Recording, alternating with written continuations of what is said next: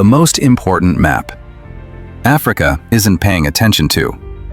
Open any real-time flight map. North America records 45,000 flights every single day. Europe operates over 25,000 daily flights, linking cities, industries, and people with relentless efficiency. Now, zoom in on Africa. With 1.4 billion people and the youngest population on Earth, the continent is almost invisible in the global sky.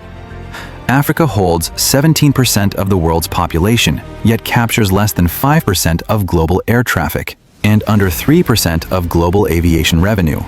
This isn't a coincidence. It is a structural failure and an economic chokehold. The hidden cost of weak connectivity. Intra-African trade remains stuck at 15%, compared to 60 to 70% in Europe and over 50% in Asia. African airfares are 200 to 300% higher than global averages, despite far lower income levels.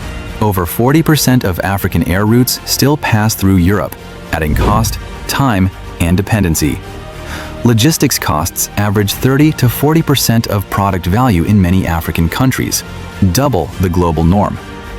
Border delays increase transit times by up to 50%, killing competitiveness for manufacturers and exporters. Africa loses billions of dollars every year in tourism, investment, and business productivity because of fragmented transport systems. A business trip from Lagos to Nairobi can cost more than flying from Lagos to London. Moving goods across African borders is often slower than shipping them overseas. This is not integration. This is economic self-sabotage. Infrastructure is destiny. Infrastructure is not just roads, railways, ports, and airports. It is economic permission. Countries with efficient transport and logistics systems attract more foreign direct investment, more manufacturing and value addition, stronger regional supply chains, and more jobs with real skills transfer. Every 10% increase in infrastructure investment is linked to 1 to 2% GDP growth in developing economies.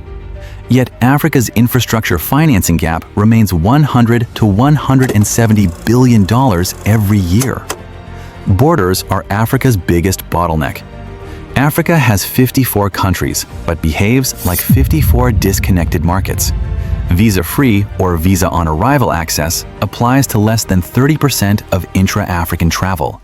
Multiple border checks, duplicative customs rules, and non-tariff barriers cost the continent over $20 billion annually. Trucks can spend days, even weeks, at borders that should take only hours. Free movement of goods, people, and capital is not a luxury.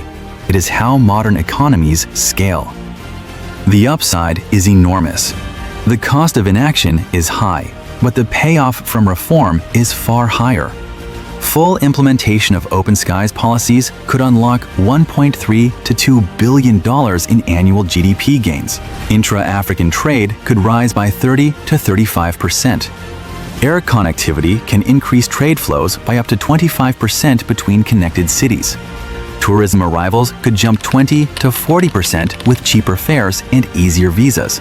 Faster logistics allow African firms to compete on speed and reliability, not just low wages. Knowledge, talent, and innovation move faster when people can move freely. This is what real integration looks like. Not summits, not speeches, and not slogans. The choice before Africa. Africa does not need permission. It needs connectivity, courage, and coordination. Invest aggressively in transport and logistics infrastructure. Break artificial border controls that choke trade. Open skies, harmonize rules, and trust African markets to work.